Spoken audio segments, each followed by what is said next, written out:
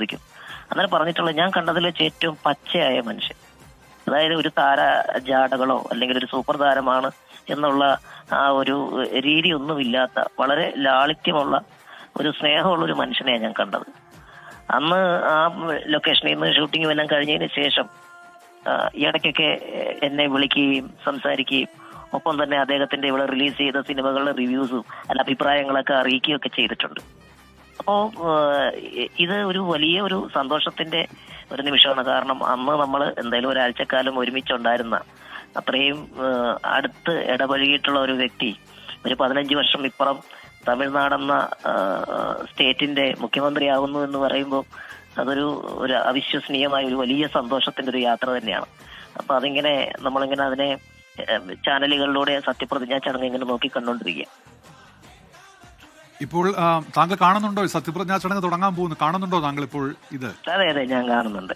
അതെ, ഞങ്ങൾ ആദ്യം കാണുന്നത് ശരിക്കും തമിഴ്നാട് സ്റ്റേറ്റ് അവാർഡ് ഡിഷും എന്ന സിനിമയ്ക്ക് എനിക്ക് കിട്ടിയിരുന്നു, ബെസ്റ്റ് സപ്പോർട്ടിംഗ് ആക്ടർ. ആ അവാർഡ് വാങ്ങാൻ വേണ്ടി പോയ സമയത്ത് അപ്പോഴും സ്റ്റേജിന്റെ മുൻനിരയിൽ ഇതുപോലെ ഒരു സ്റ്റേജും അതിന്റെ മുൻനിരയിൽ വിജയ് സാർ ഉണ്ടായിരുന്നു. അന്ന് ജസ്റ്റ് ഒരു ഹസ്തദാനം മാത്രമേ നടന്നിട്ടുള്ളൂ. പക്ഷെ അതിനുശേഷം പിന്നീട് കുറച്ച് നാളുകൾക്ക് ശേഷമാണ് അദ്ദേഹത്തോടൊപ്പം അഭിനയിക്കാനും സൗഹൃദം സ്ഥാപിക്കാനും കഴിഞ്ഞത്. ഗിന്നസ് ബക്രു, ഇതിപ്പോൾ ഒരു പുതുചരിത്രമാണല്ലോ. ആദ്യമായി കന്നി അംഗത്തിനിറങ്ങുന്ന ഒരു പാർട്ടി, അതിനെ വിജയ് നയിക്കുന്നു. ആ പാർട്ടി ഭൂരിപക്ഷത്തിലേക്ക് തൊട്ടടുത്ത് വരെ എത്തുന്നു.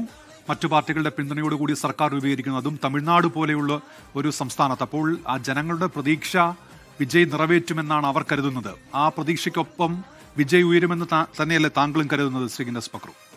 തീർച്ചയായിട്ടും. കാരണം അദ്ദേഹവുമായിട്ട് സംസാരിച്ചപ്പോഴുള്ള അദ്ദേഹത്തിന്റെ ഒരു മാനസികമായിട്ടുള്ള ഒരു അവസ്ഥ ഒക്കെ മനസ്സിലാക്കിയപ്പോൾ എനിക്ക് തോന്നിയിട്ടുള്ളത് അന്നും അവിടെ വന്ന ഫാൻസിനോടൊക്കെ പരമാവധി അല്ലെങ്കിൽ ജനങ്ങളോട് പരമാവധി ഇടപെടാനും അവരെ നിരാശപ്പെടുത്താതെ അവരുടെ മുന്നിലെത്തി അവർക്ക് ഹസ്തദാനം കൊടുക്കുകയും കൈ ഉയർത്തി കാണിക്കുകയും അത് പിന്നീട് ഇങ്ങോട്ട് എപ്പോഴും നമ്മൾ കാണുന്ന ഒരു കാര്യമാണ്. അദ്ദേഹത്തെ കാണാൻ വേണ്ടിയിട്ടും അദ്ദേഹത്തിനെ ഒന്ന് തൊട്ടടുത്ത് കാണാൻ വേണ്ടിയിട്ട് ഒരു വലിയ ജനക്കൂട്ടം. അപ്പൊ തീർച്ചയായിട്ടും അത്തരത്തിലുള്ള അദ്ദേഹത്തെ സ്നേഹിക്കുന്നവരുടെ ഒരു വലിയൊരു അംഗീകാരമാണ് ഇപ്പോ ഈ ഒരു വോട്ടായിട്ട് വന്ന് അദ്ദേഹത്തെ മുഖ്യമന്ത്രി ആക്കിയിരിക്കുന്നത്. അപ്പൊ തീർച്ചയായിട്ടും ആ ഒരു കമ്മിറ്റ്മെന്റ് അദ്ദേഹം 100% അവരോട് തിരിച്ചു കാണിക്കും. എന്റെ ഒരു വിശ്വാസം തമിഴ്നാട് കണ്ടതിൽ വെച്ച് ഏറ്റവും മികച്ച ഒരു മുഖ്യമന്ത്രി, ജനങ്ങളോട് അടുത്ത് നിൽക്കുന്ന ജനോപകാരപ്രദമായ കാര്യങ്ങളൊക്കെ കൂടുതൽ ചെയ്യുന്ന ഒരു മുഖ്യമന്ത്രിയാവും അദ്ദേഹം എന്നുള്ള കാര്യത്തിൽ